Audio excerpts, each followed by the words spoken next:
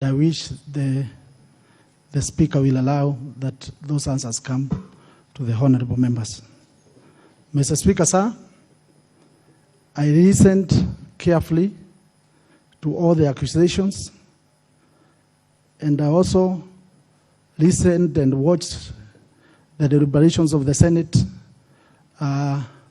last week, and I must say that I'm happy to know that all the governors who have gone through the Senate, that alone has also had an impact in their counties, positive impact, and I hope that after this process, there will be a serious positive impact in the whole of Kiambu County. Mr. Speaker, sir, Kiambu County, since I was elected, the politics did not stop when I went to the office. There has been a lot of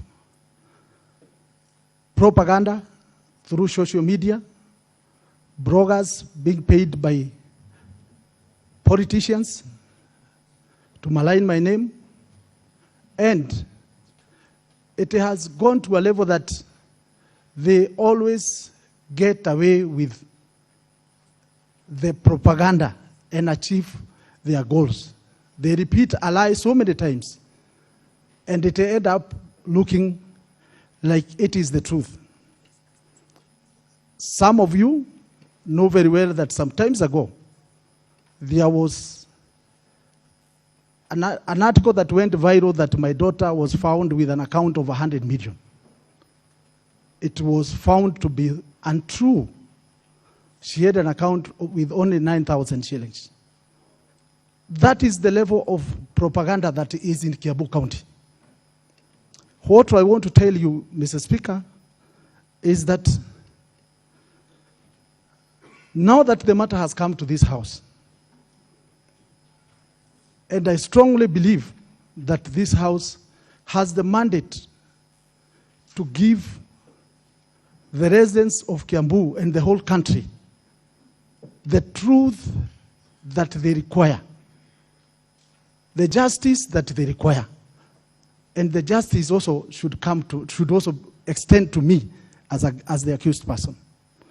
Mr. Speaker, sir, when I was given the notice of the motion, the Assembly took over 14 days, in fact 17 days, to deliberate on a special motion.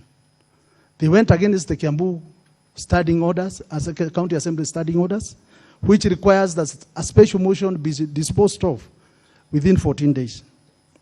Mr. Speaker, sir, when it came to that day in the assembly, I was never given a chance to be heard. And I personally had sent my lawyers who were there sitting, and they were recognized from the morning, and they were waiting to be heard after the accusations, and they were never given that chance, Mr. Speaker. That same day, because of that culture of believing in propagating lies and knowing that they have been succeeding in propaganda, a House that had 57 members only since the whole day of deliberation, Mr. Speaker, the threshold in Kiambu County, as stipulated in the standing orders, the county government standing orders, is 2/3. In Kiambu County, we have 92 members. The 2/3 are supposed to be 62 members for the motion. Mr. Speaker, sir, that threshold was not there in the assembly. There were only 57 members, and one of the members there voted no. Who voted no in my support, and he was there throughout the day, and he's here. He can testify to that. And Mr. Speaker, sir, the motion that has been brought before the Senate, having not met the required threshold, honestly speaking, having been a member of parliament twice, having also been a member of the County Assembly of Kiambu and the former Deputy Governor of Nairobi, honestly speaking, numbers count. It is the constitution.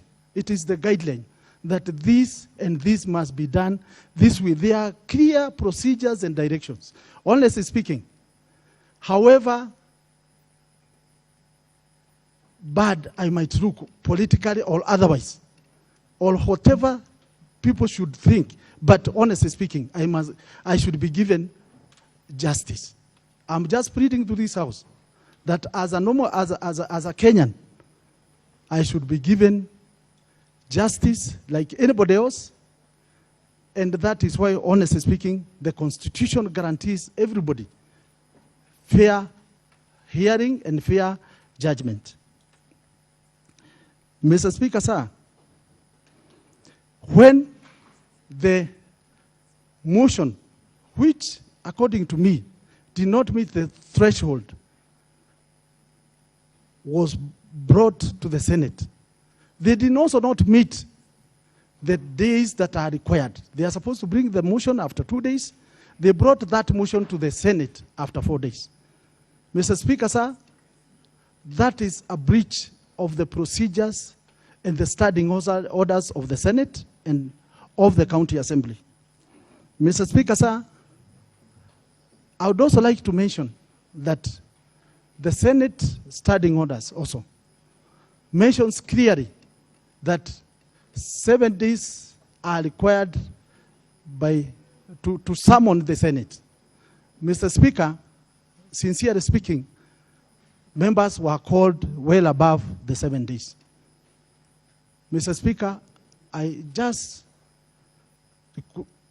just requesting you, because I know some of you in 2022 will be governors, like it happened last time. Some senators became governors. Even in this house, I know a big number of you will also become governors. You will also come here and you require justice to be done to you. You will come here. I was in this compound for 2 terms as an MP, and I have now come back here in the dock. I'm sure some of you will also come here. And you will require justice to be done to you. I just beseech you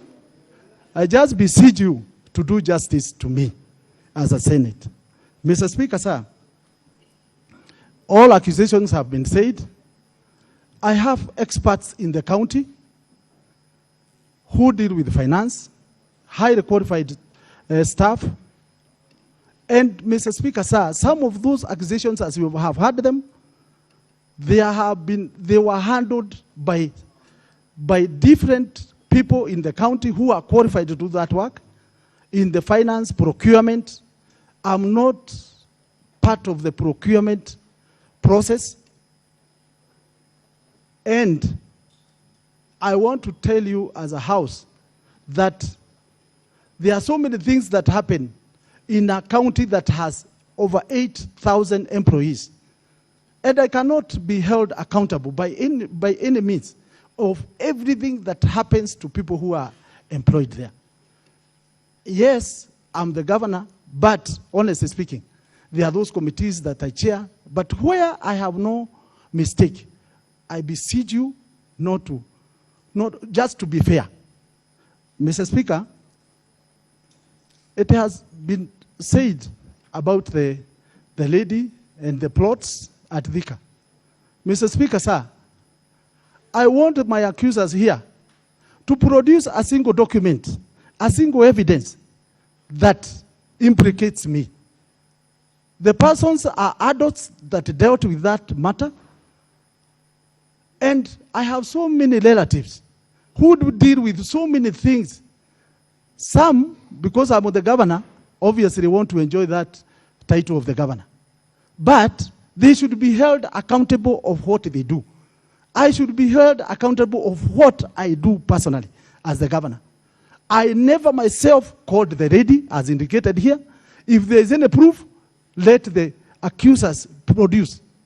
I never at all requested the registrar to transfer the plots. If there is any proof, please produce the proof.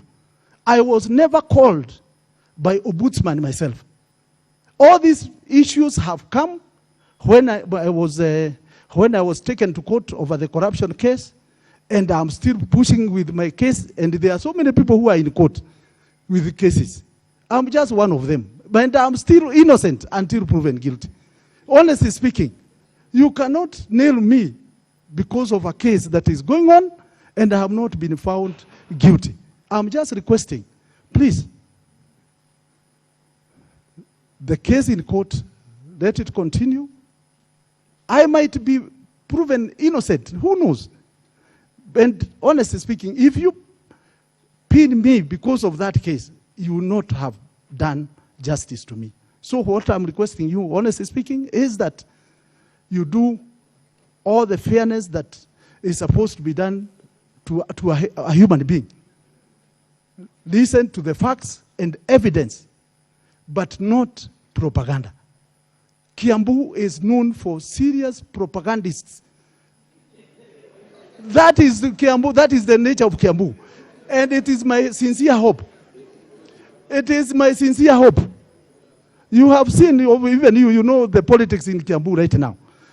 And I want you not to judge me because of those politics. Please, make sure, Mr. Speaker, that after all these deliberations, you will change the narrative of Kiambu people, the thinking that they can propagate lies and succeed, that they can hold somebody if they can succeed in getting rid of somebody just because you don't want that person. I'm a victim of that, but I want to request this House that just do justice to me, just be fair to me, just look at the facts and evidence as adduced.